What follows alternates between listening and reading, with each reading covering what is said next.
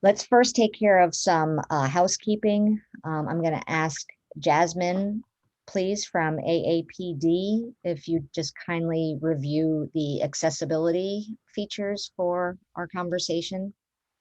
Sure. Hi, everyone. And let me turn on my video. All right, can everyone see me here? Yes, Jasmine, we can see you. Okay, thank you, Maria. Hi, everyone. So my name is Jasmine Bailey. I'm the Operations Manager and Program Coordinator at AAPD. And I'm just going to give just a few housekeeping notes for accessibility purposes for this memorial service for us to celebrate Alec's life and legacy, to ensure that we are able to hear everyone's comments. We do ask that if you're not speaking, to please mute yourselves so that we reduce any of the background noise. Also, if you can state your name first, and then also provide just a very short audio description or image description of yourself. For example, I am a young-ish Black woman of mid-brown complexion. I'm wearing a white, black, and navy blue dress. And also my hair is curly. And also for access purposes, we do have ASL interpretation provided for this service. So if you do need access to the interpreters, you can pin them to your video feed by just hovering over the interpreters' names and then following the prompts from there. And then also we have closed captions available to you. So if you need access to the conversation, you can select the menu button, and then there should be a captions button. Click on that, and then it should prompt you to set up the captions for the service. And otherwise, those are all of the housekeeping notes that we have here. So I'm going to pass it back to Mary. Thank you. Thank you so much. Allow me a moment to fix my, oops. My apologies. I'm trying to make sure. Oh, I have a piece of housekeeping here. Assign me as captioner. Okay, hold on, please, for a second. If you all wouldn't mind, one moment, we're just going to take care of one piece of housekeeping here.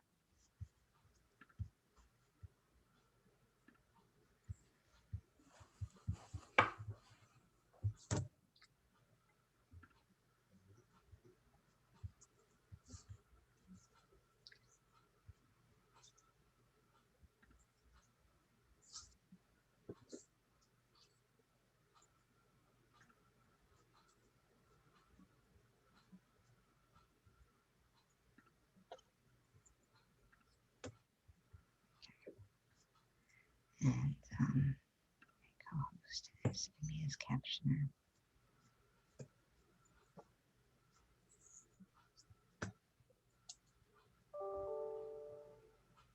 Trying to type closed captions.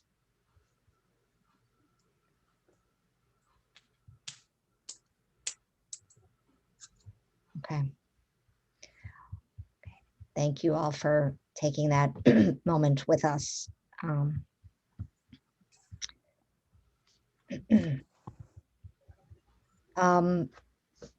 The format for today is hopefully very casual and comfortable and friendly, like Alec is. My name is Mary Dolan.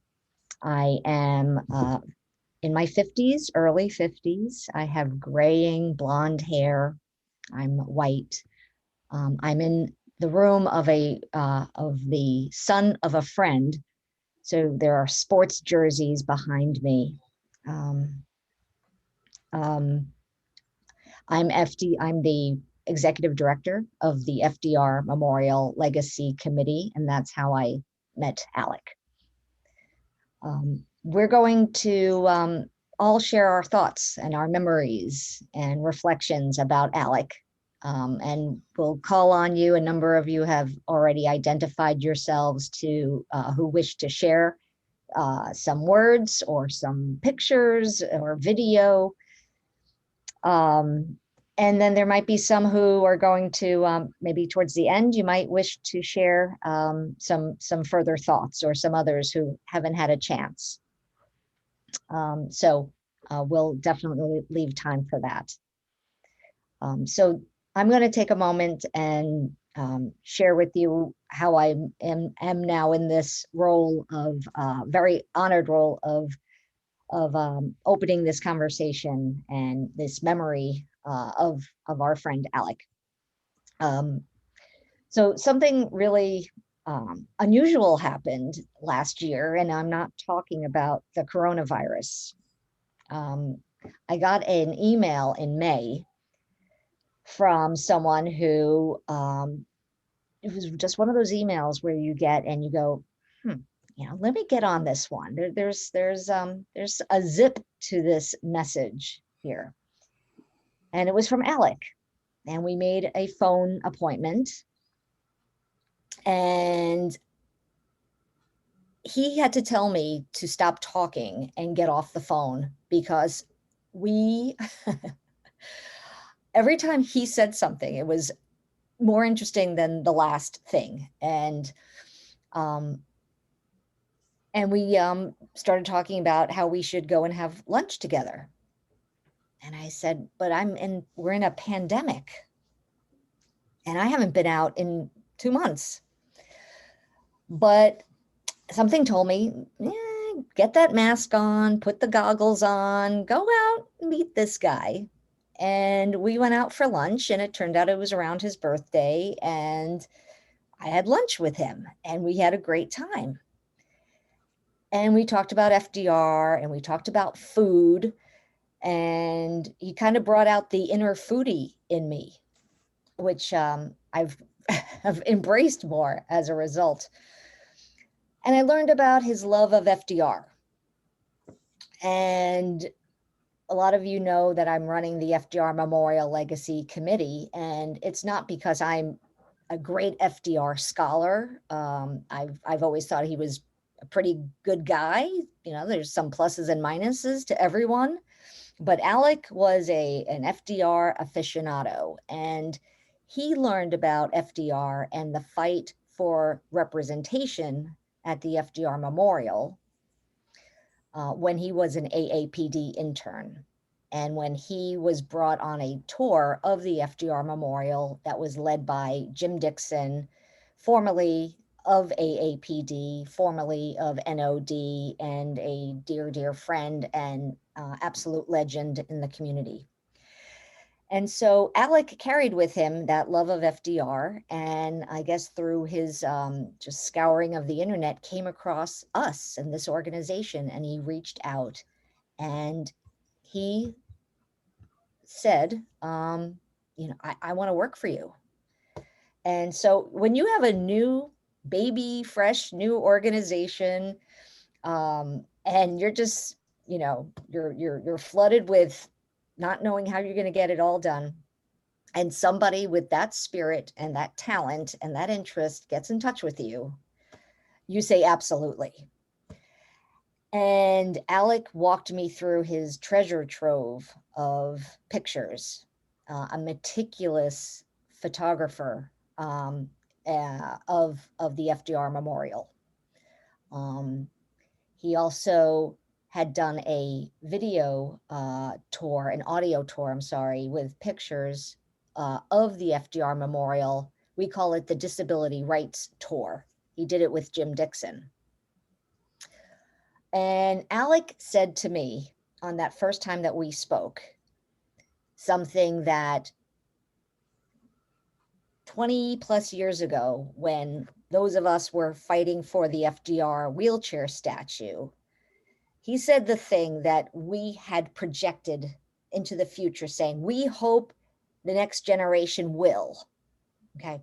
So he said, I think this memorial, this statue, is a testament to the disability community. And I said, oh my God, that's exactly why the fight was led. And, you know, it was very emotional because Mike DeLand, who led the statue fight, has passed. So has Alan Reich. Jim Dixon is feisty as ever. But that's why that fight was done, so that the next generation and the next generation of people with disabilities and non-disabled would see the truth of our community. And so I want to just share a couple of pictures, please, if you wouldn't mind, of Alec, just to show the breadth of his reach, and just some personal photos of our times at the FDR committee. So let me share my screen and hope I press the right thing. And it's over where? Not that one. Okay. I'm gonna end the meeting for all. All right, well, I'm not gonna go in order, but I'm gonna, this is a picture. There's 6 panels with 5 faces. We're all in a business meeting, but as you know, in pandemic time, we're all you know, very casual. And Alec is in the top right panel wearing a striped shirt. He's got his a little bit of his famous gruff shape, you know, hair on the face a little bit. And at the very top, it says Autistic Reality, and it says FDR, Franklin Delano Roosevelt Memorial, and under it, it says Autistic Reality. Today, I had an excellent, in capital letters, meeting with the rest of the at FDR Memorial Legacy Committee. We discussed progress, updates, and future projects, talked strategy, and showed off fun props. FDR Memorial Legacy wrote, and that was me, one of the best staff meetings of all time. I get the honor of working with great people. That was one of our, probably one of the most fun staff meetings I've ever had in my life. And the final photo I want to show before we move on to some other highly esteemed folks is Alec with the FDR wheelchair statue. Alec is standing right next to the seated bronze statue of Franklin D. Roosevelt. Alec is wearing a maroon sweater. He has on glasses and he has on jeans. And he looks proud. So, and I just want to thank you all again for being here. It meant a lot to meet Alec. I wish I had gotten the chance to know him longer. It is special to me that I made a friend during a pandemic. I don't know how many people got to do that. I couldn't not do that. His energy infected me. He reminded me why we are doing what we're doing, why the fight continues. And he was just good fun. So I'd like to introduce the person that I understand he referred to as Mama Joyce.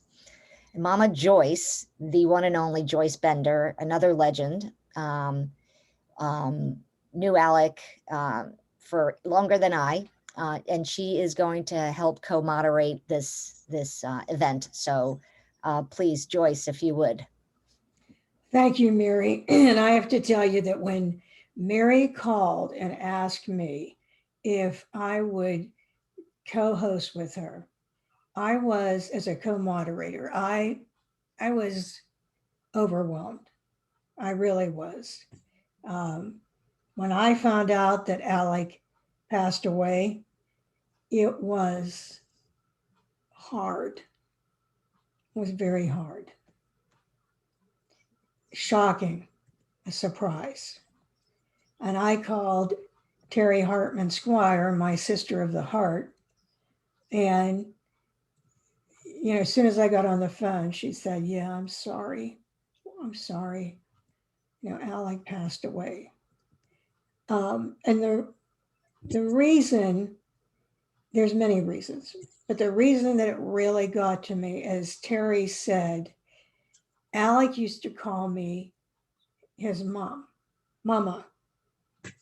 And he would send me emails, things on social media. But here's something he did every year on Mother's Day. He would send something through social media to my mom every year. He never missed. And how I know him is that I was the board chair of AAPD the year he was an intern. And something that I told him, and I've told this to Terry and other people, but you meet a lot of young people that you want to impact, that you hope that you can help in some way. So when I spoke, I asked, I want to speak, when I was the board chair, I want to speak to all of the interns all together at one time. So that was arranged, and I went out and I spoke, and I said, one thing I would really suggest, please, I'm always here for you, keep in touch with me. I'll always be able for you to reach. No one got back in touch with me. Well, other than Alec. Do you know that?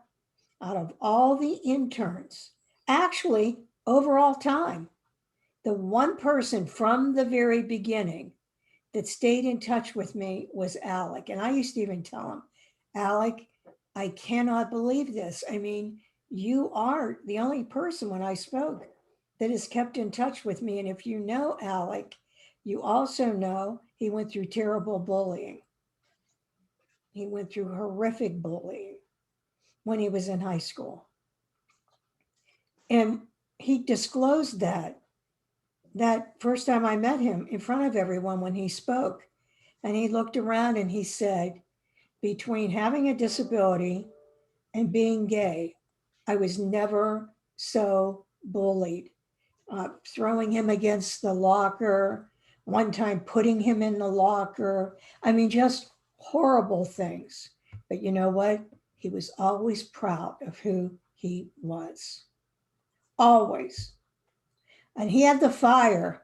He had the fire. Let me tell you, if you know Alec, you know he had the fire. He had the fire of a disability rights leader. And not in the past 2 years, he was sick once. And he sent me an email and he said, if you get a chance to call me.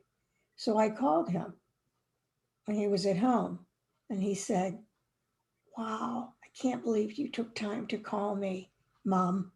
I said, well, if I'm your mom, why wouldn't I take time to call you? And he just was so dedicated to this community, just as Mary said, how he was about FDR, and Terry knows. I want to just tell you about Terry Hartman Squire. She did so much for him, far more than I did.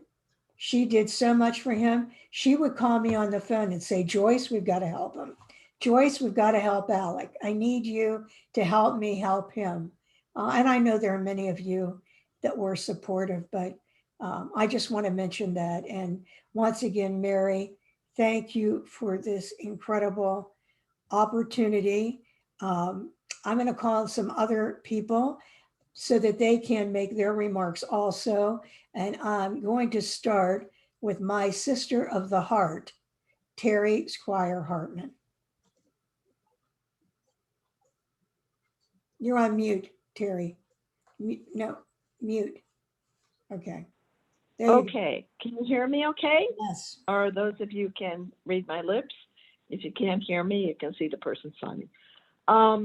Thank you, Joyce, Mama Joyce, And thank you, Mary, for this lovely, beautiful community celebration of Alec.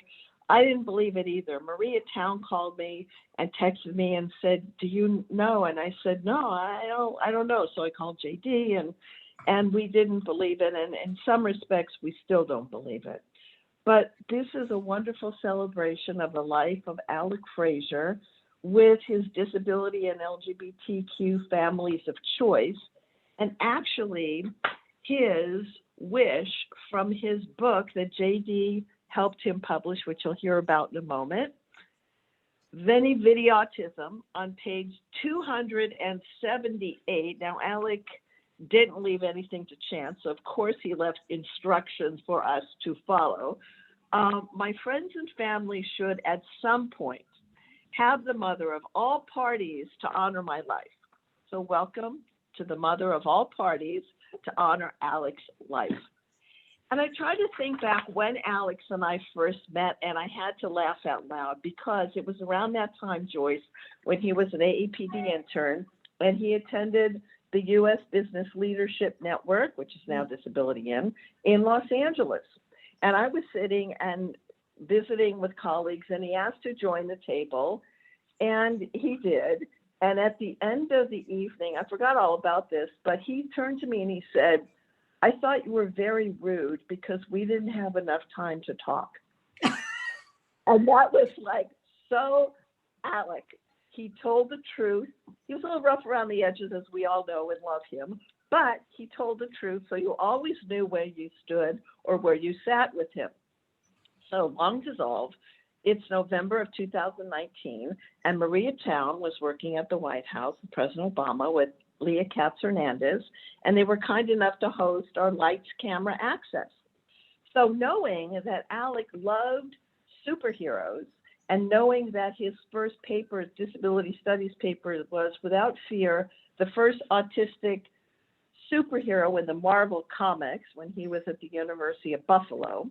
And by the way, when he asked his advisor if he could monetize his love of writing, the advisor, who was no good advisor, laughed at him. So that stung Alex very deeply, in addition to the bullying that Joyce talked about. And it left a long impression. But knowing that J.D. Michaels, who you'll meet in a minute, and Casey Adams from BBDO Worldwide Advertising Agency were going to be there, and J.D. had been working with Marvel, thought, oh, good, this will be really wonderful. So J.D. got to know Alec as a talented writer and invited him to the BBDO Creative Residency program, and they would meet every Wednesday at 3 p.m. Eastern time through the whole year and longer, and I would join them sometimes, and we'd talk about barriers, and we'd bring Joyce in sometimes. And Alec and I also argued a lot about the tactics and styles of disability advocacy with groups like ADAPT and Autistic Self-Advocacy Network, and we never agreed on it. We always locked horns, but we were both stubborn in our beliefs on advocacy. So the three of us, JD and Alec and I, became a mentoring circle, and we were inducted into the Susan M. Daniels Mentoring Hall of Fame by the National Disability Mentoring Coalition. So I see Derek Shields here. Thank you, Derek, and your colleagues for that. Now, as you know, Alec had a very wicked sense of humor and a big heart. And because he had experienced pain when he was young, he felt deeply the pain of others. And his joy was to help others have less pain than he did growing up. And he was fiercely focused on social justice. It was in his DNA. And so I want to publicly thank, I don't know if he's here, Tim Kaiser from the U.S. Holocaust Memorial Museum for facilitating the collection of documents from Alec's grandpa, who, although was persecuted by the Nazis, returned to Germany after World War II to help rebuild the country. So fighting for social justice was in Alec's DNA, and he developed a very specific brand of media advocacy. Alec loved the LCA community, and JD will tell you about the Stories About Us project that led to this wonderful book. And Alec invited his friends to LCA, like Liz Pritchard, who you'll also hear from. And Alec mentored a lot of youth with disabilities and offered great advice to them and practical tips for career development and advancement. And he never sat back on his laurels. He was constantly moving, constantly creating, constantly emailing, constantly calling, constantly stretching and sharing his gift with others. And he, as I said, created his own brand, eager to share his opinions and make the world a better place through his company, Autistic Reality. And he borrowed the tagline, the anthem from the disability rights movement, "Nothing about us without us." In his blog, he interviewed Judy Heumann and Tony Coelho and other leaders in the community. He presented at the National Disability Mentoring Coalition, at Lights, Camera, Access, at the Kessler Foundation. And he drew big crowds with Liz, which you'll hear about, at Comic-Con. So after his book was published, and remember that academic advisor who laughed at him when he said he would never monetize his stuff? Alec brought the book to the advisor. He put a $20 bill in. He showed the advisor the book. He said, "I know you laughed at me. I know you never thought I would amount to anything, but here's my book, 278 pages. And oh, by the way, the bookmarker, this $20 bill, are from my royalties." And it was perfect Alexism to set the record straight in a very sweet and poignant kind of way. So in closing, on behalf of the Lights, Camera, Access family and Derek Shields and Steve Allen and Emma McElroy and JD and Liz and David Zimmerman, Anna Packman, Christine Bruno, we want to thank Mama Joyce and Mary for this wonderful celebration of his life. And you may be wondering why there was a small version of Alec on the invitation flyer that Liz created. So JD is going to roll an interview with Alec and David Zimmerman from Meet the Biz, which is going to tell you, in Alec's own words, the backstory of the small Alec action figure. So JD, thank you. Yes. JD, are you ready? Yes. Can everyone see the screen? Yes. Great. Thank you, JD. You're welcome. JD and my own career, I have an action figure. Ah, bring it closer to the camera. Oh my God. That is great. Where did you get it? Well, JD is a wonderful man. I love him dearly, and he has these contacts. And as you know, I was doing a fellowship for him that was supposed to last a year, but it ended up lasting like almost 2 years in various ways, shape, and form. And as a gift at the end, he has a friend who scans people for like Hollywood and major things. The guy had just gotten done scanning Bill Murray's foot, of all things. And he so yeah, you know, there's all sorts of weird stuff going on. So he actually he stood over me with these capture devices all around my body as I wore the suit, and he had the glasses in post, but anyway, so I think, if I'm correct, it's made from granulated glass, which means it is so fragile, you know. That's gorgeous. Yeah, and so one of the questions I answer for the pop culture panel, JD came up with those questions, and the last one is, what does your action figure look like? And that's the only image in the panel. I just simply roll this image, you know.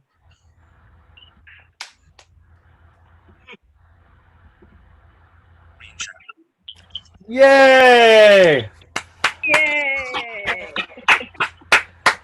Hello, everyone. I'm JD Michaels. I am in Brooklyn, New York. And so it is a privilege and an honor to be here with you. As everyone said, that Alec is a force of nature, and kind of not seeing him all the time is very strange, because it's it's it's it's like missing something that you didn't realize was always there. Like you live next to a church that had a giant bell that always rang, and then suddenly you move and something's not there anymore. Um, uh, I'm going to talk about Alec just kind of as swiftly as I can, and go over some of the stuff that was so amazing about meeting him. So just a little background. I worked at an ad agency. I'd worked in advertising for about 25 years. I was in creative, so I worked for a lot of big brands and stuff around the world. But then I also did a lot of stuff for New York City, and tried to do things that kind of connected to the city. Wanted to do something with diversity and all of that. So when that started up at our corporation, I was one of the people that got to lead that and look for ways to create situations where we just didn't talk about diversity, but did something that really helped a human being.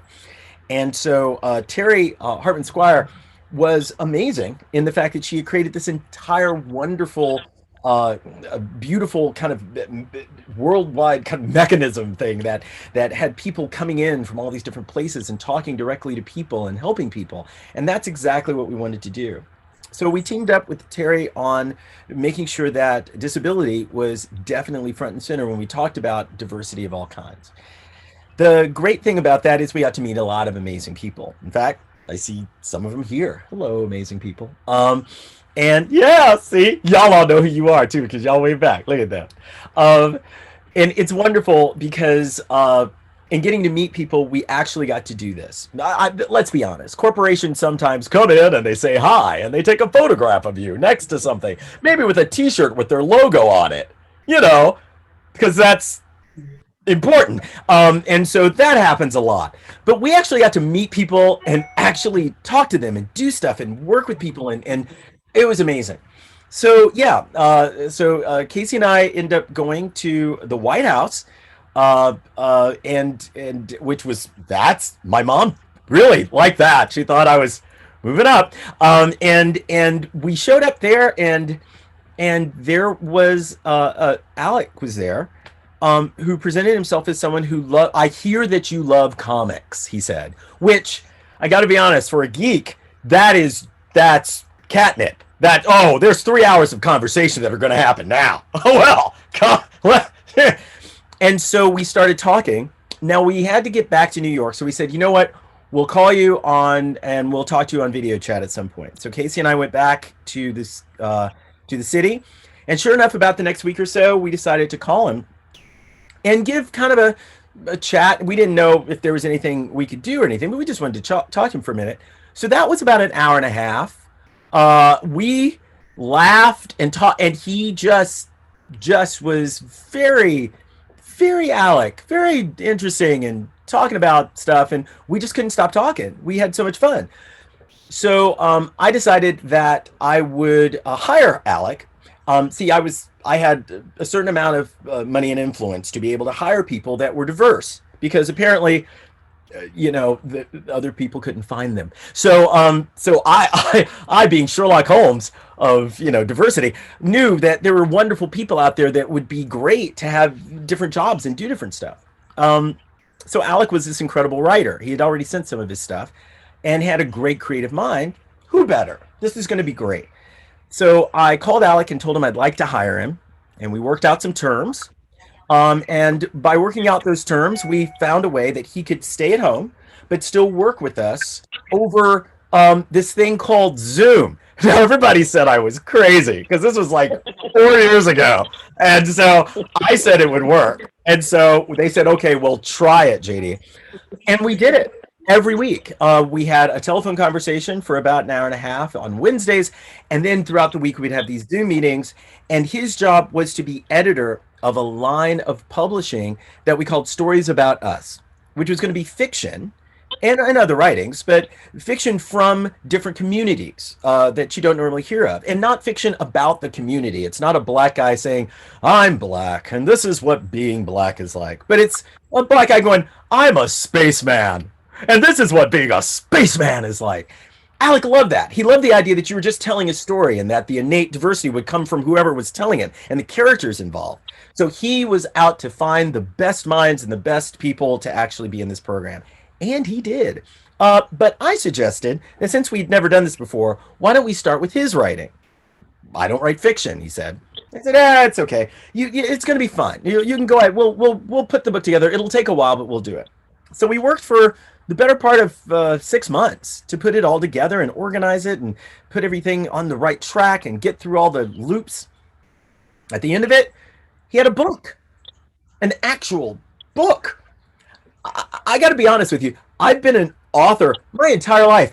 I do not have a book. I have paper on the floor around me right now. I don't have a book. We wanted this book to be something that he could kind of share with people, but also we wanted this book to be something that, to be honest, he could stand on and move forward from. And so he was so excited about the fact that he was going to take this book and use it in 2 ways. One, as a teaching tool to give to classrooms, to give to individuals who might not have a voice, to show people that no matter who you are, your voice was important. And the second way was to use it as a ninja star. He went into his past and found people that had told him terrible things about himself and terrible things about who he was and what he could do. And he found the most creative and fantastic ways to send this book to them. In one place, he did actually toss the book at them as a ninja star, but I digress. So yeah, it was awesome. It's the fantasy we've all had. It was just beautiful to watch. And the book was amazing. It was filled with incredible humor and insight and everything. He's a writer. So he said, JD, you said you were going to get me a regular job. Now, when are you going to get me this job? Because you said that, and I need to have that happen now. Well, Alec, here's the deal. I could get you just some silly job in a mailroom. That's not what you want, because you're an author. You're a writer. That's not how writers get work. Writers write. They find different places to write and things to do. Well, JD, I don't see how that could work. Alec, you have a book bigger than my head. You're a writer, Alec. You need to go and be this thing now. I'll teach you how to send your work out and get submissions and stuff like that. But I'm not going to get you a horrible job in a horrible place that you don't really want. I'm just not. Well, you promised. I want that said. So that it was said. However, as time went on, and we started publishing other people's books and doing different things, he did start to expand. He started to go to Comic-Cons all over New York and the East Coast. And he brought Liz Pritchard in to do that with him. And I'm sure his meetings with Liz were much like the meetings he had with me, which were sort of declarative. And then there was a pause where you were supposed to say something, and normally I said yes. That's the word that went there. And then you did the thing. But the weird part is, yeah, he was an employee. But then we were building these books together and having these conversations about everything in the world. And then I decided at the end of kind of his formal work period that there should be some special thing that he could get. So we created an action figure for him, which he liked so much more than I thought he was going to. It was great. The great thing about that is that then I realized this isn't what you do with an employee. I'm over 50 people at this building. I've never made an action figure before. You're not an employee. You're my friend. That's who you are. It's crazy. But then as times went on and as times got tougher and I left my job there because I couldn't stand it anymore. I was going to go help the world, and I did. I got to use new skills that actually Alec had taught me to work with the New York City public school system and with small businesses here in New York and work more with Terry and put stuff together. And it was great. I felt really good about doing that. But my funds were pretty low, so I didn't have a whole lot of leeway to do different stuff. And Alec then became a little worried about, how things were going to work. We still met every Wednesday, but he got a little worried. And when he got worried, he got a little scared. And when he got scared, he got a little agitated. And when he got agitated, things got hairy. I mean, he could get agitated. I don't know how you know if you've ever had salad dressing before, and perhaps that.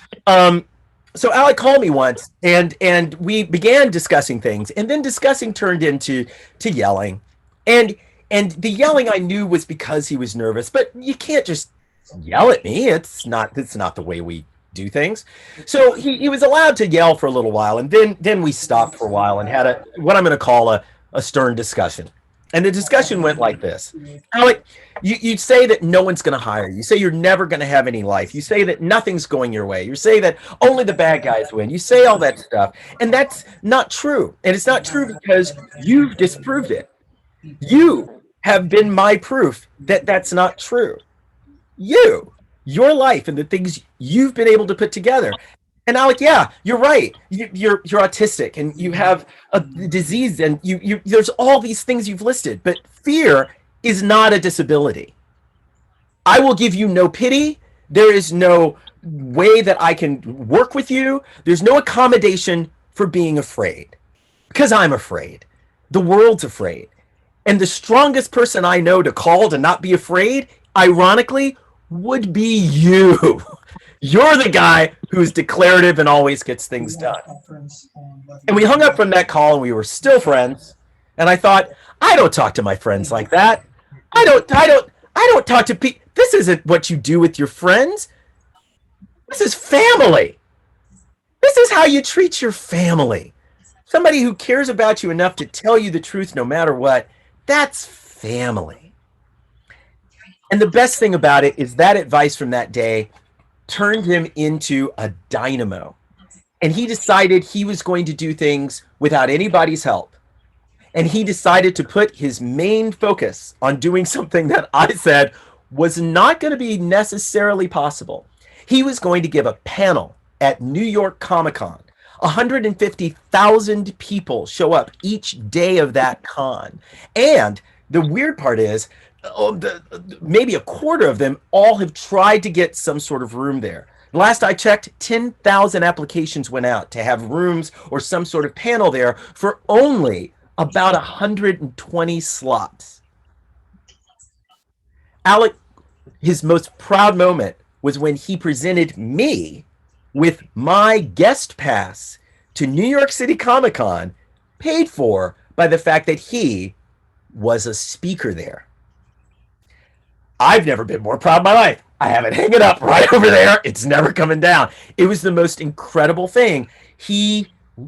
All the unrelentingness, all the focus, all of the everything just turned into action. And the best thing about Alec is that though he did that for himself that time and gave an amazing panel where he said, oh, I hope at least 30 people show up. And almost 200 people did, and almost refused to leave. We have it on tape. They didn't want to even go. He would do that for everybody. He would do that for any of us. And that's what family does for family. That's how that works. When he spoke at BBDO, the president of BBDO came in, and she did something that you might imagine a president of a corporation to do, where she came in at the very end and said, oh, I'm so happy that everyone here is supporting this wonderful and important thing. And I feel very fortunate that you people are here to talk to us. And Al goes, I do have a question for you. She goes, oh, yes. So JD works extremely hard, and he's an executive vice president, has a crappy little office down on 4. I don't understand how that works. I mean, is it something wrong with him that he can't actually have an office like you have? And I sat there thinking about what my next job might be. That's who he was. I don't know if how many of you were lucky enough, but for Christmas, Alex said, I've got 2 very important things coming to you. And one was very important, and it came, and that was great. But the other was a package he had to make sure it got to me by Christmas. It was his own T-shirt.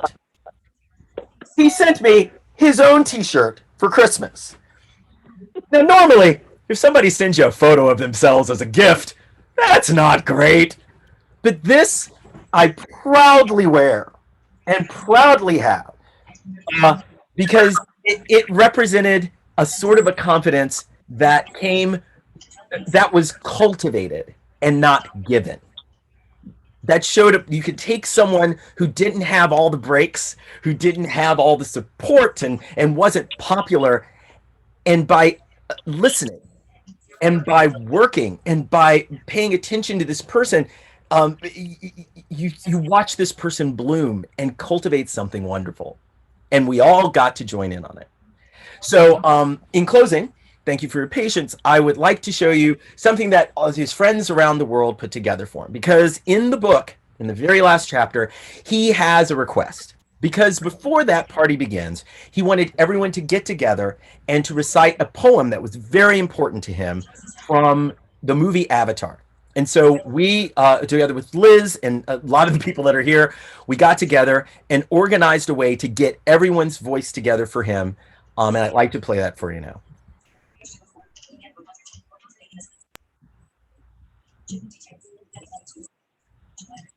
We are all seeds of the... Wait, whoops, sorry.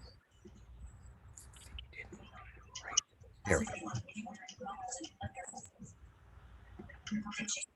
We are all seeds of the great We are all tree. seeds of the great tree. We are all seeds of the great tree. We are all seeds of the great tree. We are all seeds of the great tree. We are all seeds of the great tree. Whose strength is in our legs. Like the mighty trunks. In our hearts as sheltering branches. In our eyes the flower, which unfolds to the sun. We are all seeds of the great tree, whose song is wisdom.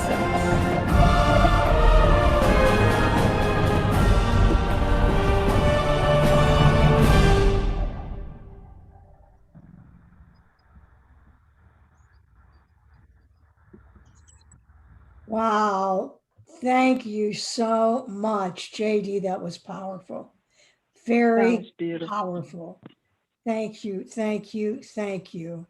Well, we have some other people here that want to give their wonderful remarks. I'm very sorry that I forgot to tell you that I'm a woman with curly brown hair, wearing orange purple glasses, and a coral blazer with a yellow shirt in my office at home.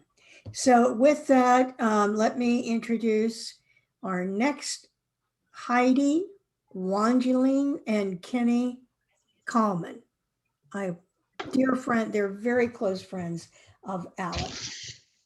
Hello, my name is Kenny Kalman. And I'm Heidi Wanglin, his fiance.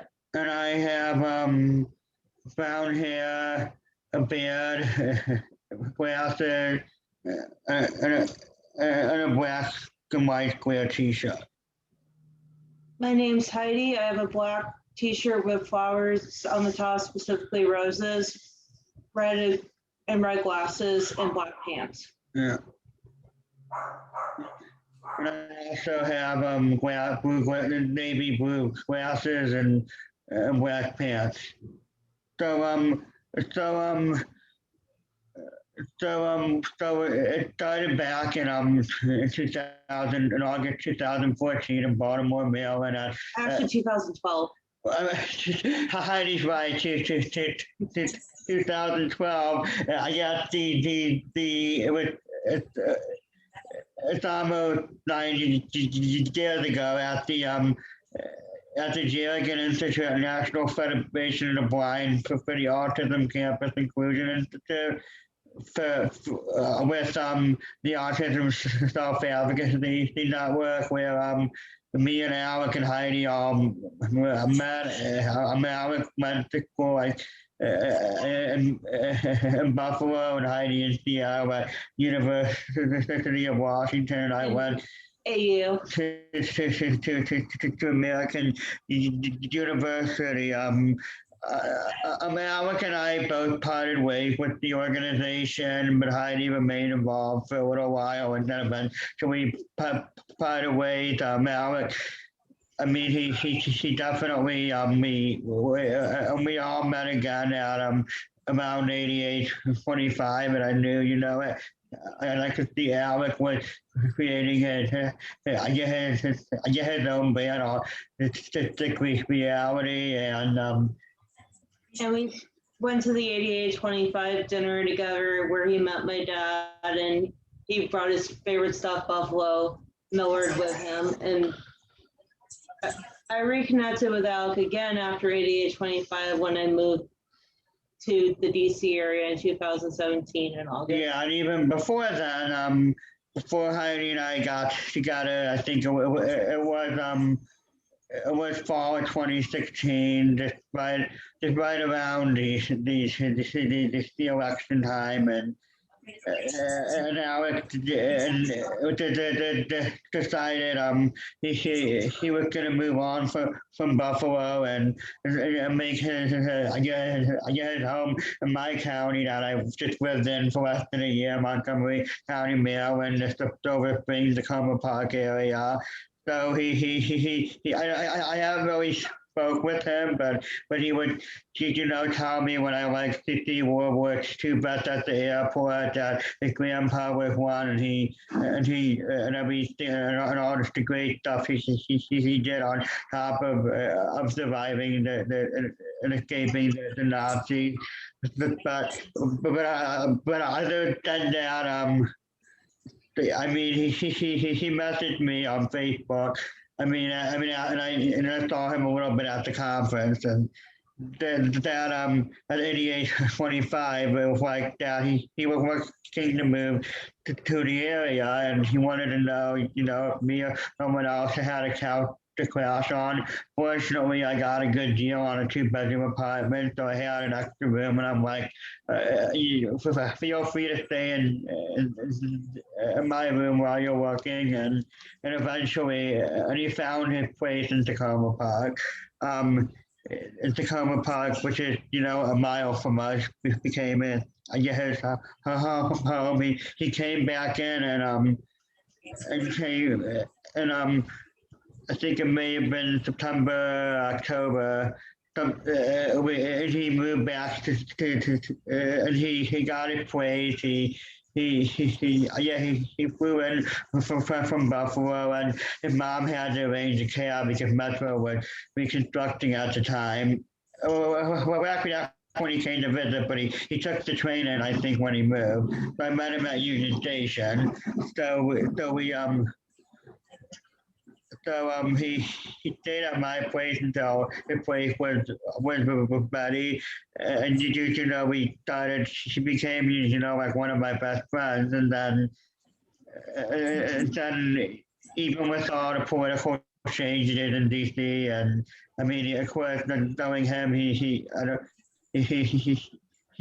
definitely more progressive than me and Heidi are, but I mean, we're federal employees, so we can't say too much, or probably even most people in the disability community. But he still, he always made an effort to try to get along with people whenever administration is there, and I even got him into a panel at my work.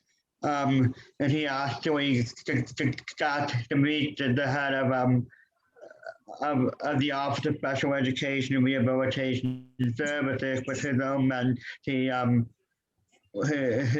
Madam Fishbein, and we got to meet Johnny Collette, and he gave him his book, and he also served on an autism panel at my work. So and on top of that, around, sometime it was 2017, Heidi moved here. Well, and you can talk.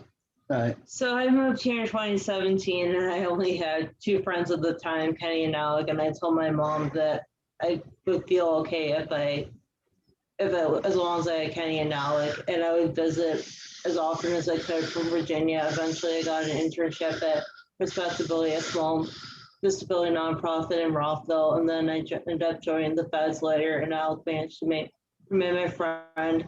He taught me how to advocate on the Hill. We went to the Autism Society of America's conference together, and he would regularly go out with us for food to like expectations. He took me out for pho for my birthday, and we remained close. I moved in with Kenny at the end of 2018 in December, and we became really close. But my favorite memory of Alec is when he did our first engagement pictures. Yeah, and of course, Alec always been there to support us in our relationship, and although at first she's like, Kenny, Heidi, are you both sure?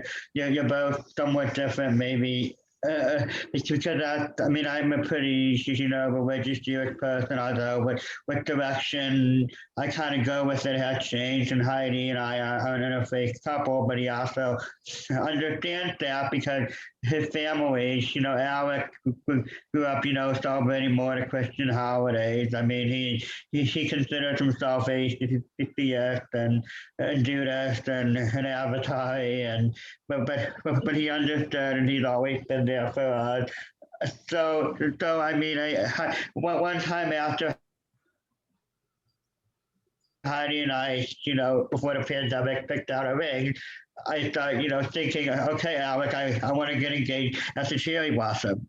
So so he was supposed to be out of town for the cherry blossom at the end of March. Turns out it was good. We went with Plan B, so it was on my mom's birthday, and I'm thankful my mom could actually make it on this call. That I decided to propose on March 8th, just as the pandemic was starting to hit the country, but wasn't bad. I'm like, okay, so there's one option, one idea I have is to propose in front of the Hope Diamond, and Alex was going to try to pull it off with his connections at the museum, but couldn't.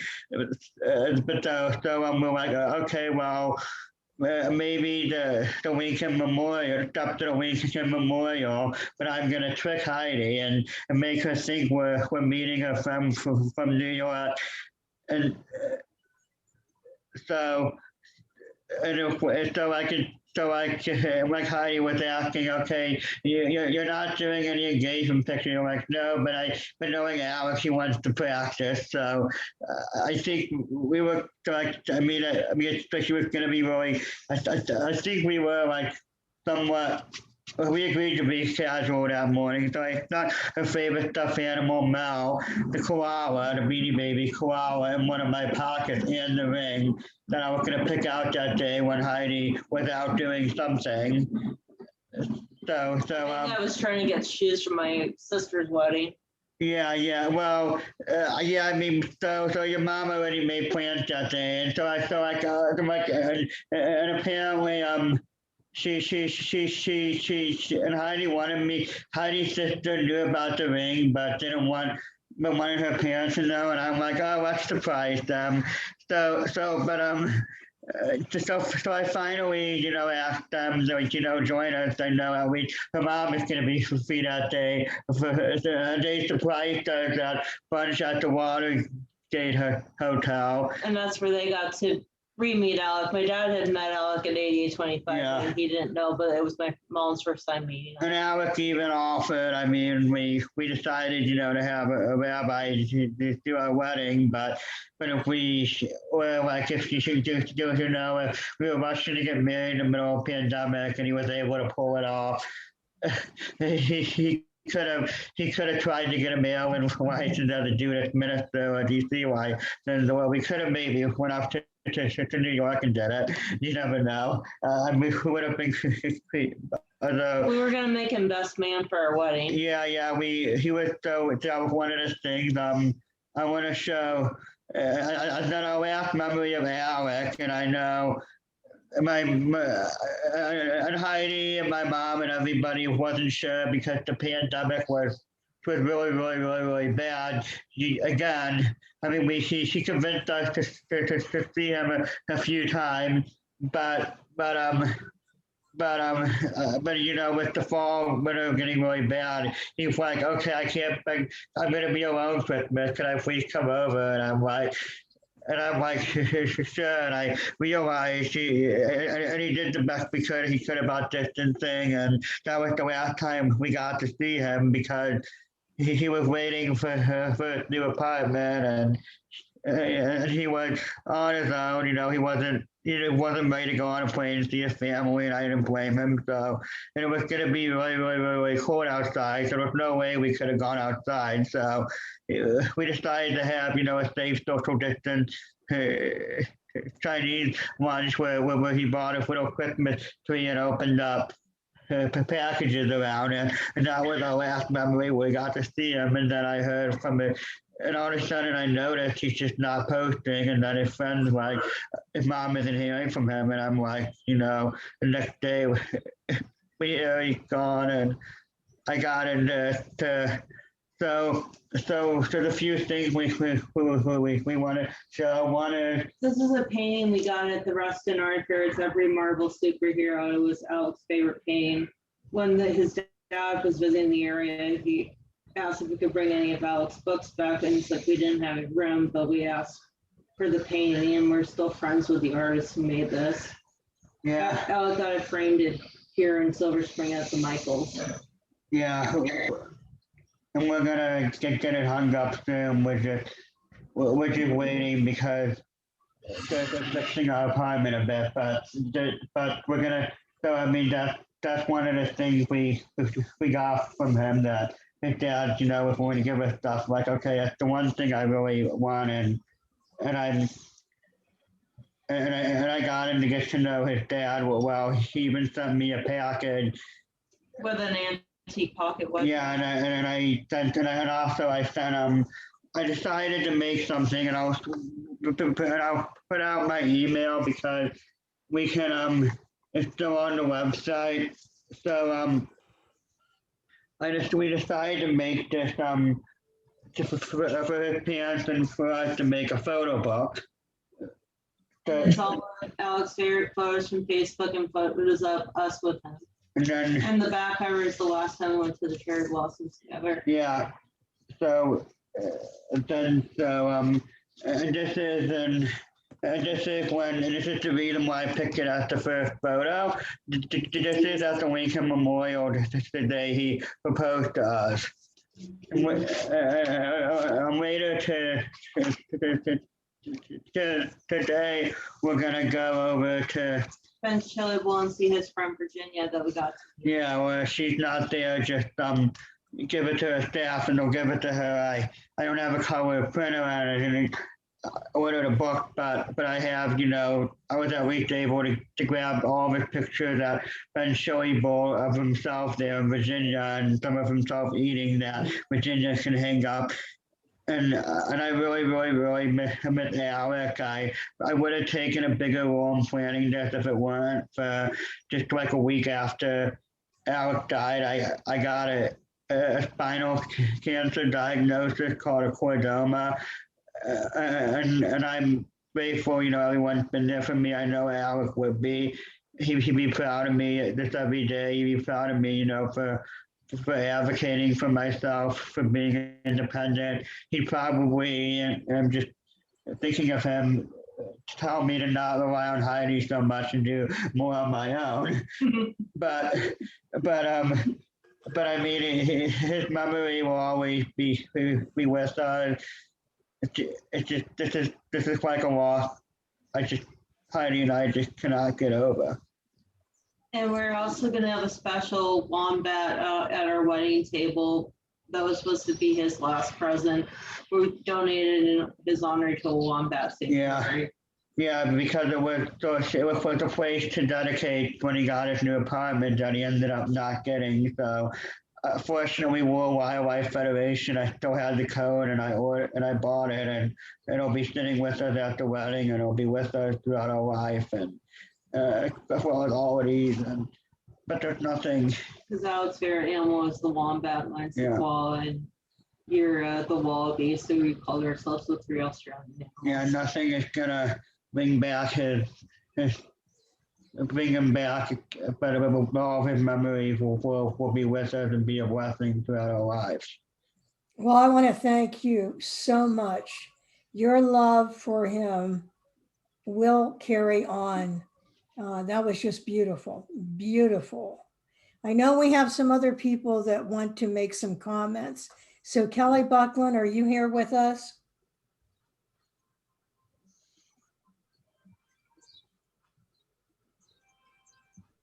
Kelly, are you here? Possibly on mute. Judy's here. Maybe we can come Yeah, back to Kelly. We'll move on to, oh, Judy Human. Look behind me, Judy, and you will see right up there. There it is. Time Magazine, framed. So my dear, favorite, loving, wonderful Judy Human, please. Well, first of all, thank you so much for asking me to speak. And I think, like everybody, it's very emotional. Alec was very young, and obviously he contributed so much in his lifetime. And Stevie's going to make a couple of remarks also because they knew him well. And he was a wonderful person. And he made me laugh. And he, when I did his podcast, it was such an honor for me to be asked to do his podcast. In Jewish tradition, we believe that may his memory be for a blessing. And his memory is definitely for a blessing. And the other thing that we believe is that you carry forth people's lives by speaking about them and carrying on who they were. And I think what's really valuable about what's happening today, and shouldn't just be a one-time occurrence, and I know will not be, is that we need to mention his name in work that we're doing when we think that it's something he would support, would advance, or even just some of the stories that people have told about who he was and how conflict could exist. And I think, JD's stories about him are really very profound. And when Joyce talked about Alec calling her his mother, I think these are all very important things. So I think of him in a serious way, but I also think very much of, and I'll have turn this over to Stevie, but one of the things that we did around the podcast was to help celebrate his birthday during COVID. And so Stevie took on making sure that there would be a celebration in his house. So let me just say personally that Alec contributed so much to our society in his short lifetime. And if we all would be able to do as much as he did in his short lifetime, we would be living in a much better world. So we really need to take to heart who he was and what he means to us, and make sure that we carry that forward and that people know who he was. So now I'm going to turn it over to Stevie. So I met Alec. I definitely met Alec, but he probably wouldn't even remembered. At an AAPD thing in 2018, he was a mentor person, and he was talking about Autistic Reality and the comic book stuff. And I remember sitting with him for a moment and thinking, wow, he just knows too much and it's all going over my head. And it was like my first networking event ever. And then I walked away. I ended up getting a job in DC in 2019, and we were at some event and we met briefly there. We exchanged contact info. We added each other on social media. And then the pandemic hit like a month or two later, and he had reached out wanting to interview Judy for his soon to be new funded podcast. And it happened to be that the first episode was going to be released on his birthday. And it was like beginning of pandemic. And I knew I just wanted some fun. And he seemed, based off our conversations at that point, he seemed like the type of person little did I know how enthusiastic he was and would get about it, in a good way, obviously, in the Alec way.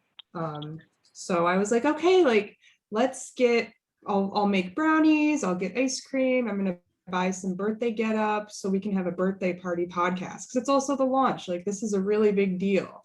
And he was so excited and so down, and I all masked up. I went over to his place. I dropped off the ice cream and the brownies and some blowers too. Did you have? Oh yeah, we had some like streamers, some blowers, obviously birthday I was hysterical hats. through all this. We're in the middle of this pandemic and they're like, I've got to do this, I've got to do this. And they're going around looking where they're going to get this stuff. And I mean, like when I think about, I mean, I've been in DC since like fall 2019, and I think about the timing of all of it. And Alec really was one of the few people who I managed to form like a true friendship with during that time.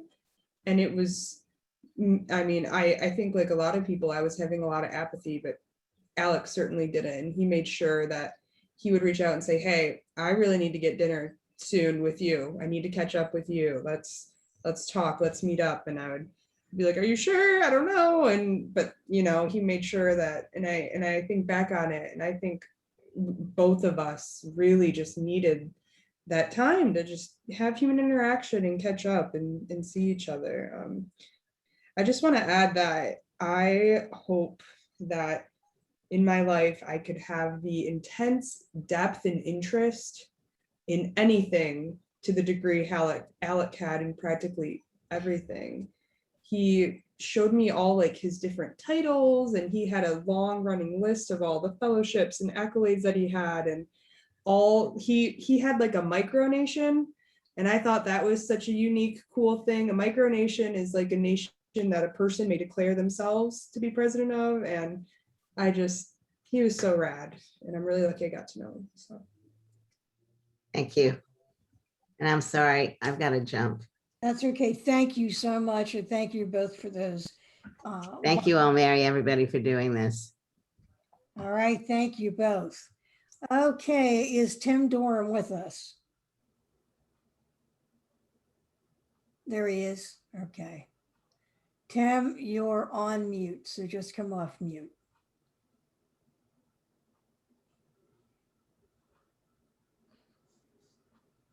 There we go.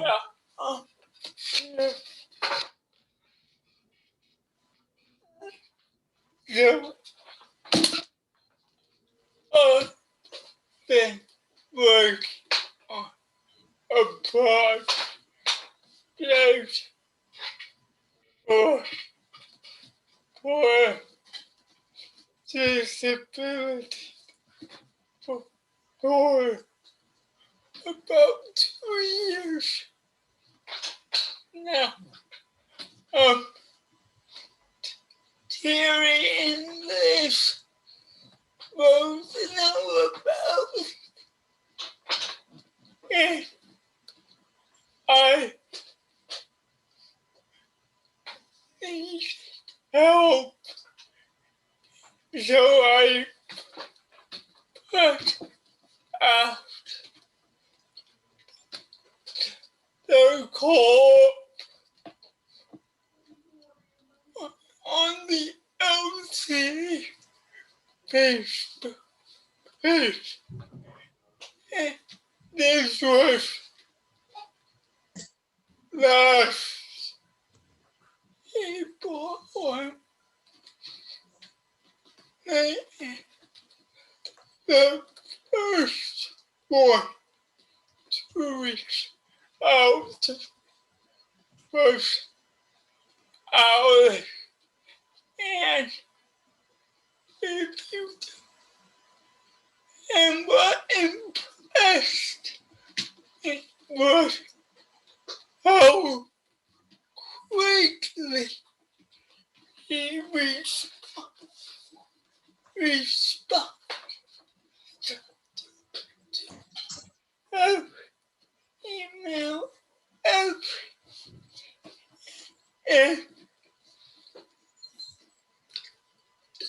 it was not till after he died that I realized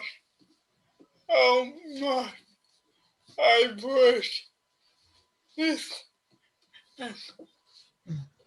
the one thing I hated about him was actually the one I loved most about Alice, and it's that some people, he was not afraid to put you in your place. He was really something. So I'm doing right, and I really appreciate that more than I realized. But it was such a growth of knowledge, and what I didn't realize until after that was, and I'm realizing one is he was involved in like so many different things, and to be so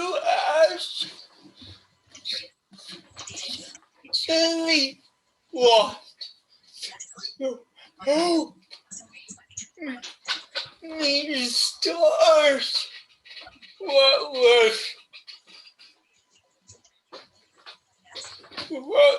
still working was very special. I didn't know this until after he died, but we had him our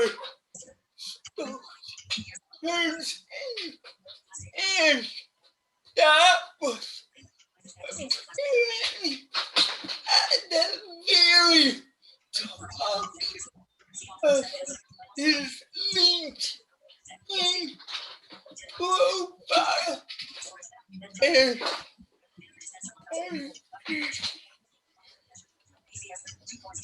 just him a lot. Oh, thank you so much. You know what, Tim, when I'm hearing you speak, I'll tell you what I'm thinking. It's unbelievable the passion that everyone has for Alec. You know that? It's amazing and a tribute to him. But I know that Rachel Sweeney is here to say something. Rachel, are you here? Hi. I don't know if I'll get through this without crying, so I'm sorry. Alec was like a chance encounter that you get those chance encounters that change your life. I went to see him at the first autistic superhero at a convention in Rochester, just because it sounded interesting. And we just kept in touch. And next thing you know, I was invited to join him to speak on his panels. that's the first panel that he invited me on, is that picture that I accidentally posted at the beginning. And I never fully realized how much of a friend he was to me until my acquaintance said, hey, that friend of yours, you know, there's a rumor going around that he's dead. And I'm like, no way. And I couldn't get a hold of him, and I started freaking out, and I'm like, no, that's a nasty rumor. And next day it was confirmed. And yeah, and it was just, he really inspired me, and I can't believe I'm still crying over losing a friend, but that's how much he meant to me, it seems. And he's just really helped encourage me. And you know, I had just recently asked him for help because my fiance is on disability, and I needed to ask him, like, what happens if he's disabled forever. And so yeah, he's just an amazing guy. He was an amazing guy, and thank you. I don't really know how to end this. You know what? My heart is with you, Rachel. My heart is with you. You're such a good person. Thank you so much for those words. Hey, someone, if you're not speaking, could you go on mute, please? Because there's some noise in the background. If you're not on mute, go on mute, because we hear noise.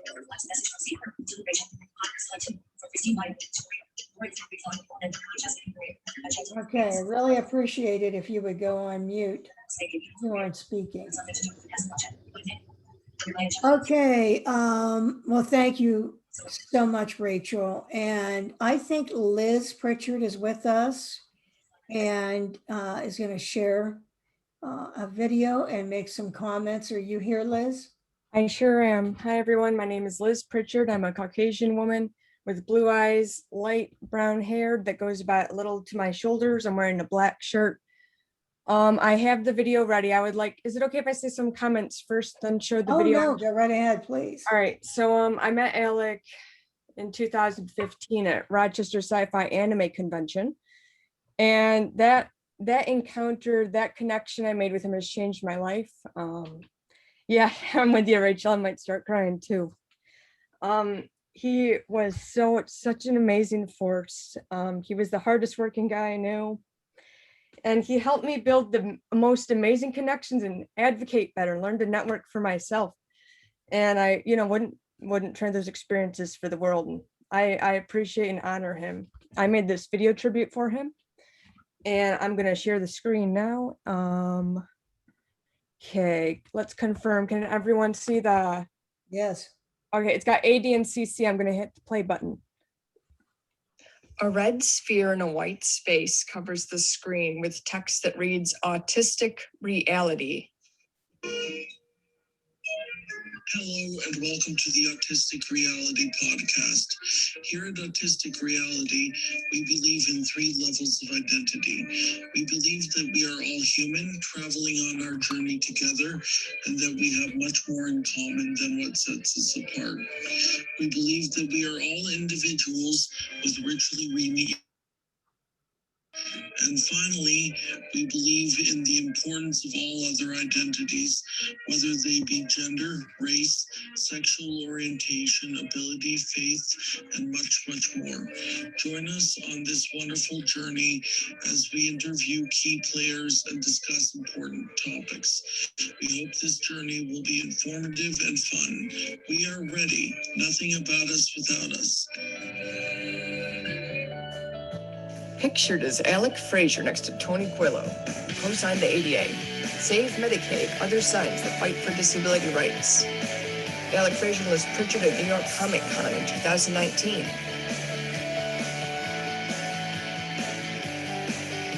Alec Frazier and the head of Marvel Entertainment. Alec Frazier advocating and presenting at the Great Philadelphia Comic Con. He is giving his panel and talking about his wonderful book. Alec Frazier, the author of The Highlander. Alec Frazier and the author of Love, Simon. He is presenting his book to her as a gift.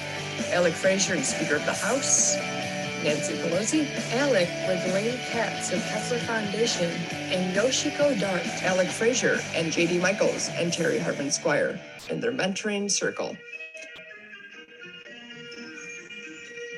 Thank you for listening to the Autistic Reality podcast. Autistic Reality is a sole proprietorship corporation focusing on disability and human rights advocacy, as well as writing, editing, photography, and pop culture criticism.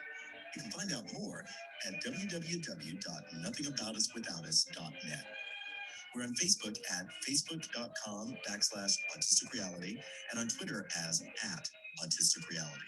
In addition, we have an immense gallery of photos on Flickr under Autistic Reality. Start at the collections page for easier browsing. And Alec's new book, Bitty Bitty Autism, 2nd edition, is available on Amazon. You can also find his pop culture endeavors and posts on Facebook at /VENIBIDIAUTISM. Once again, thank you for listening. I'll see you again soon.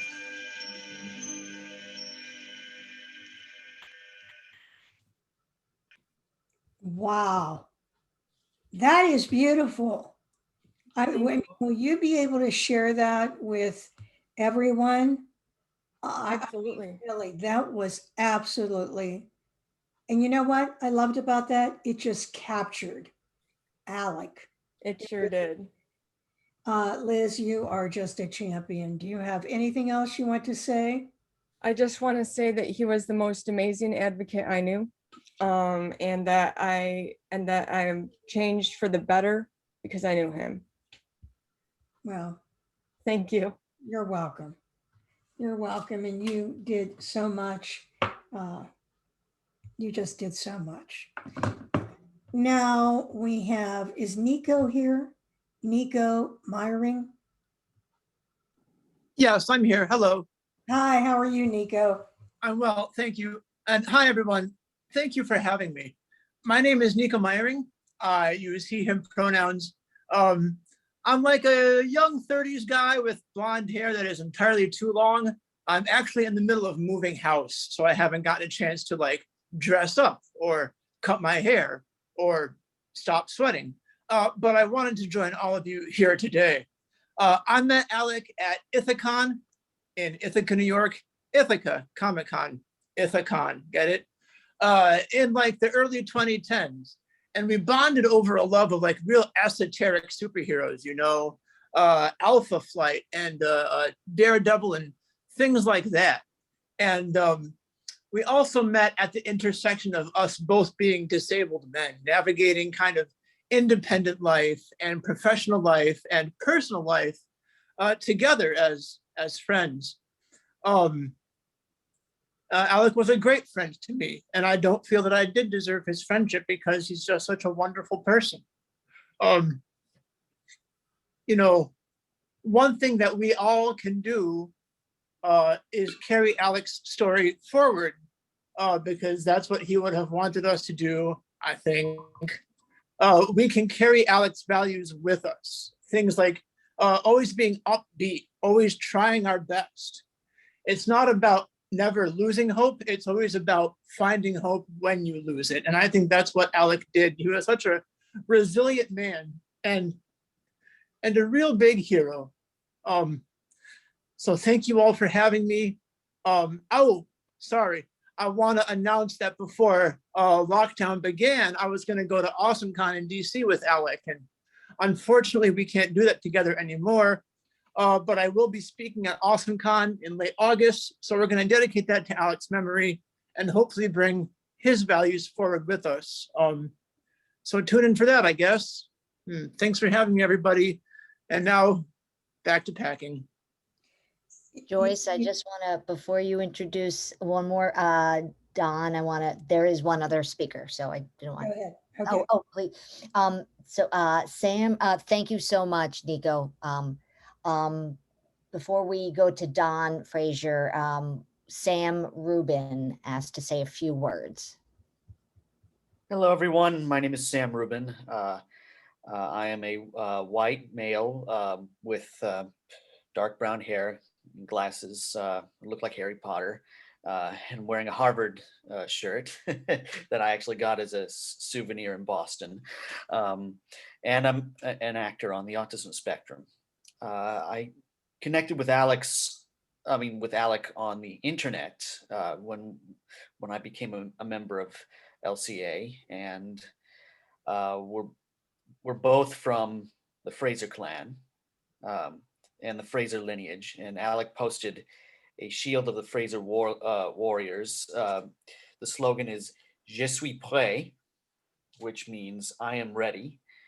And this is how I'll remember him by. And I wish I got to know him a little more, but at least I got to know him through Zoom and Facebook. And I still feel connected to him this day. And I wish, yeah, well, that's all I can say. Thank you. You're welcome, but you said a lot, just as Nico did. What a wonderful person you are, and Nico, giving such wonderful tribute to Alec. It is wonderful to have you both with us. And I think we have with us Dawn Frazier. Dawn, do you have something you'd like to say?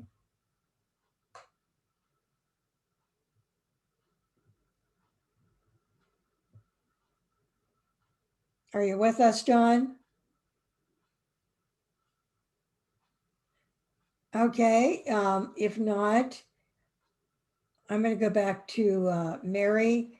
And Mary, I just wanted to say that. Joyce, it looks like Don might be on mute. Oh, he came? Okay. Don, are you there? I'm here, and I don't think I'm on mute. Can you hear me now? I hear you now, Yes, Don. we can hear you now, Don. Oh, that's fantastic. Yeah, thanks very much for asking me to join you here today. I am I'm a white guy with a scruffy beard and glasses and a bald head, and with the exception of all that, I look just like George Clooney. So, anyway, I want to thank you all again for letting me do this, because normally I write the speeches for other people, and it's kind of a reversal to be in this position. So please bear with me. I'm going to do what I tell clients to not do. I'm just going to go off script. So, and the purpose of that is to give you a little bit of context into Alec's life before he came into your world. Terry had the great idea of giving this group a bit of context about who he was born as, because his mom and I lived with him. We knew all this all of our lives, but he so successfully transcended his early difficulties that maybe other people don't know that. He was born with a pretty serious birth problem, a major bone disorder, which meant that he was never going to walk, and spent the best part of his first year of life strung up in various contraptions like traction devices and body casts, and he had surgery every few months. I think he had about 6 surgeries by the time he was 18 months old. And this obviously would take a toll on anybody, especially if you happen to be a baby going through all this stuff, like he was. We did not know if the medical treatment would work or not. It was a brand new therapy. He was, I think, the second or third person in the whole world to get this kind of therapy to create new hip joints. And we frankly wondered if it would work. Well, he surprised us all. Yeah, he was later than other young children in learning how to walk, but when he did walk, he walked 14 steps all at one go. And then when he was a little bit older, he helped me carry Christmas trees home through 2 feet of snow. And when he started kindergarten, he walked all the way there by himself. Later on, when he went to middle school, he competed in the standing long jump, and he bettered his school's record for the longest standing long jump anyone had ever recorded for that middle school in Colorado. And the summer after graduation, he walked through Italy, which I think is a really pretty good record for a guy who was born without the ability to walk at all. And that enabled him to get around and lead his own life. in lots of cities of the world and to go do all the things we're talking about today. And yeah, he could be really clumsy doing these things. And sometimes he got discouraged, but we told him if he can do it in the first place, he can get better at it if he believes in himself, and so he did. And he believed us. Well, he also believed us when we told him that one day he would have a life on his own. He would have a career and friends and all the things that at times we couldn't really envision. And we frankly had no idea how that would work out in a world that seemingly had little use for guys like him. But that is where all of you came in. You believed in him too. Thanks to all of you, his friends, mentors, benefactors, clients, business partners, he began to forge linkages between all of his different worlds, from advocacy and education to consulting and show business. This is why I want to especially thank the participant today, Tim Doran, for making clear what is sort of assumed with Alec, that he is active and engaged in so many different levels of activity that his mind is going to find commonalities between all of them. And that's the one kind of comfort that Danielle and I, as his parents, can find despite his loss at the age of 34. We look at everything he's done, all the people he's known, the fields of endeavor he's jumped into, and it's hard to avoid the conclusion that maybe this is one of those cases of the candle burns so bright that maybe it burns only half as long.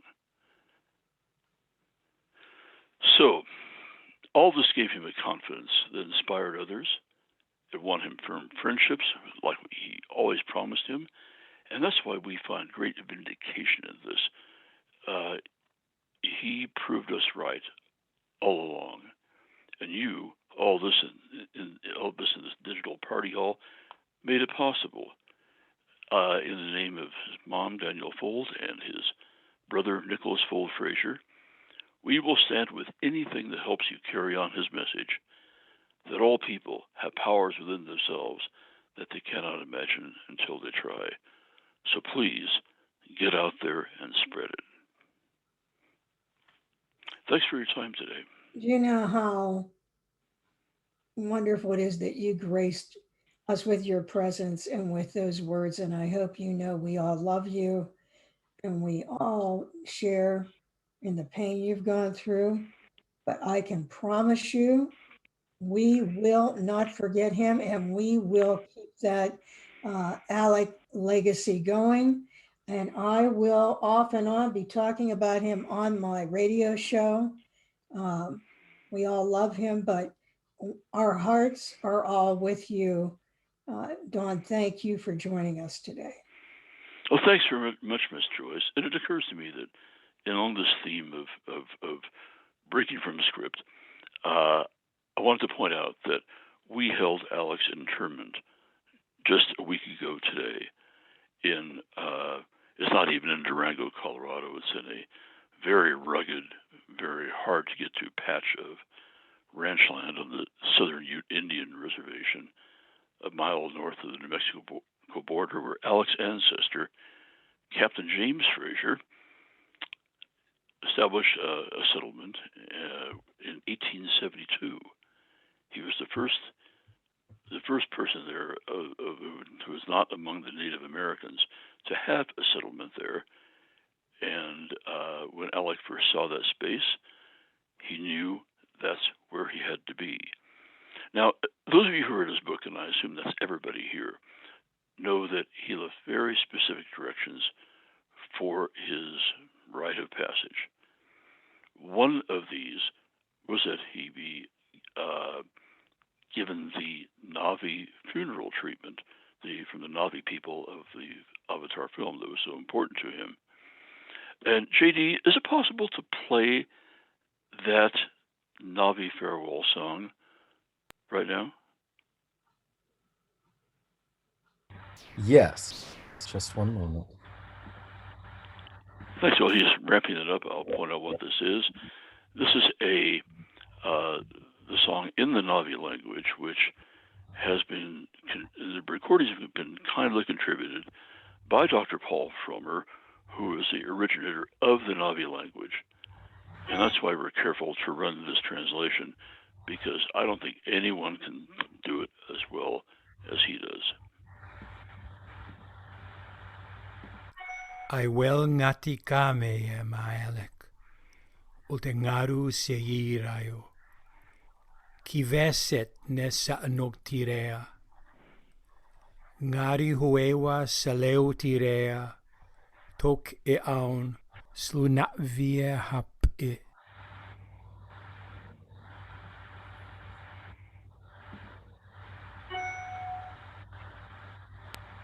That was beautiful. Absolutely beautiful. As I said, Mr. Frazier, it's an honor to have you with us today. We honor you, your family, and we will continue to keep that legacy going.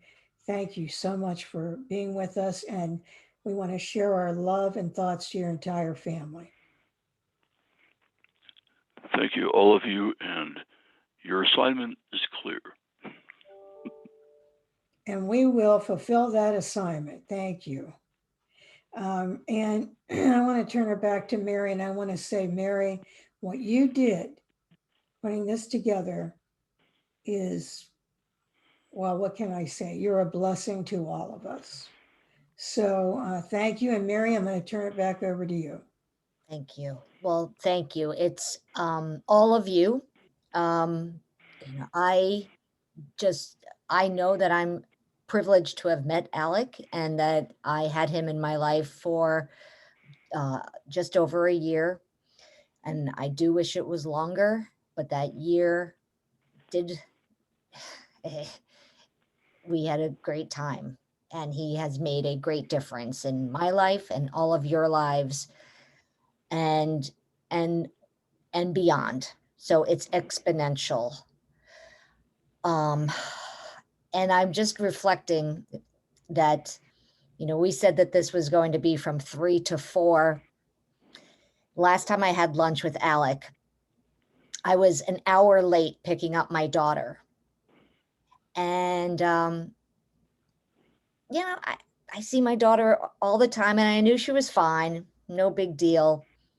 And this is run about an hour late too.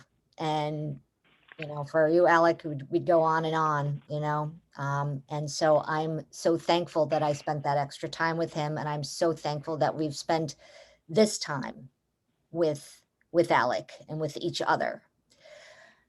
And thank you, Don. And yeah, we know our mission. We got to keep true to the mission. We got to keep true to each other. And the work that we all do, it is bigger than any of us.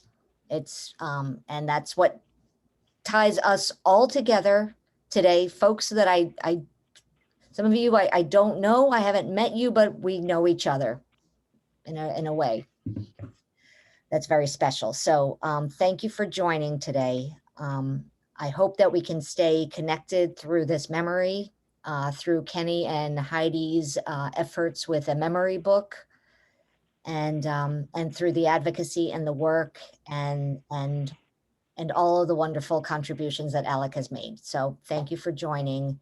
I wish you all the very, very best from the bottom of my heart. And thank you for being with us today and helping us all through this difficult but yet joyful memories of our dear friend. So thank you, Mary. And I'll close off by saying that when I thought about all of us today, and I thought about Alec, I thought about what Maya Angelou said when she said, I've learned that people will forget what you said, people will forget what you did, but people will never forget the way you made them feel. And Alec, we will never forget the way he made any of us, all of us feel, and that was with joy. So with that, I want to say to everyone here, you're all champions to me. You're wonderful. I know you'll carry on Alec's memory and keep it alive. And we will remember the way he made us feel. Thank you, everyone. See you soon. Lead on. Keep it on. Bye-bye. Bye, everyone. Take care, everyone. Bye-bye. Bye. Thank you, Joyce. Beautiful. Bye, everyone. Bye. Thank you. Love you. Thank you. Love you.